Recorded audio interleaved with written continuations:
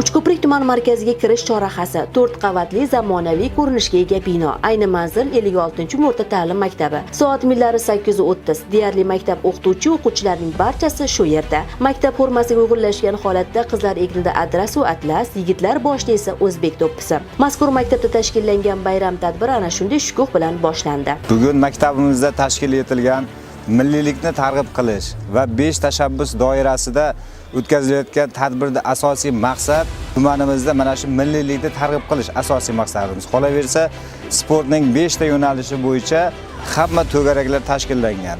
Aytaylik, futbol, voleybol, basketbol, stol tennisi, shaxmat to'garaklar tashkillangan va shu sport turlari bo'yicha maktabimizda juda katta musobaqalar tashkillangan. Maktab rahbarining bayram oldi o'tkaziladigan bellashuvlarga start so'zi bilan jarayonlar yanada qizg'in tus oldi. Yuqori sinf o'quvchilari o'choqqa o't qalab, palov tayyorlashga kirishgan bo'lsa, ba'zanda qizlar tomonidan tayyorlangan ko'k somsa, ko'k mantu, chakchaka kabi milliy taomlar bilan dasturxonlar bezaldi.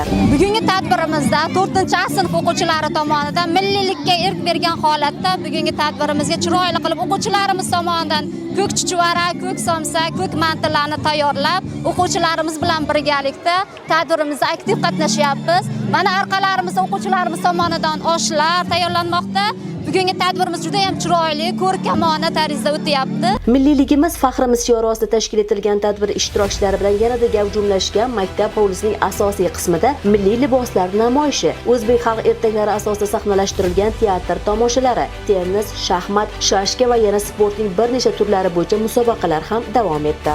Yoshligimdan shu sportsmen bo'lishni orzu qilardim va sport shkolada 2 yildan beri trenirovka qilganman. Ozgina qiyinchiliklar bo'lgan, lekin maktabimizda ochilgan keyin men kirdim. Ko'p trenirovka qilishga ham vaqtim bo'ldi. Farg'onada, keyin respublikada ham 1-2 o'rinlarim bor. Besh tashabbus bizga imkon shioriga ulangan milliyligimiz faxrimiz tadbirlari, milliy kiyimlar tanlovi, milliy taomlar yarmarkasi va milliy o'yinlar o'rtasida tashkillangan bellashuvlar Uchko'prik tuman hokimligi, tuman maktabgacha maktab ta'lim boshlig'i tomonidan kuzatib borildi va ayni jarayonlar alohida e'tirof etildi.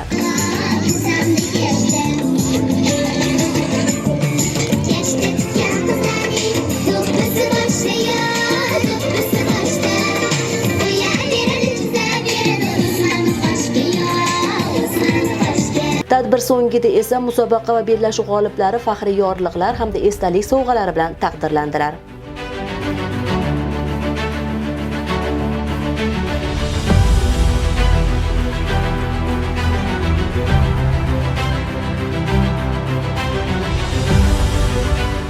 Tadbir yakuni belgilangan vaqtda darslar uchun qo'ng'iroq chalindi va shu kuni maktabning boshlang'ich hamda yuqori sinf o'quvchilari o'rtasida ochiq darslar ham bo'lib o'tdi. Mashg'ulotlar mutaxassis pedagoglar tomonidan kuzatib borildi va innovatsion texnologiyalar asosida me'yoriy talablarni bajargan holda o'quvchi uchun qiziqarli va tushunarli tarzda davom etgan ochiq darslar tuman miqyosida ommalashtirishga tavsiya etildi. Feruza Jumaboyeva, Furqat Mullayev, Vaqt informatsion dasturi uchun.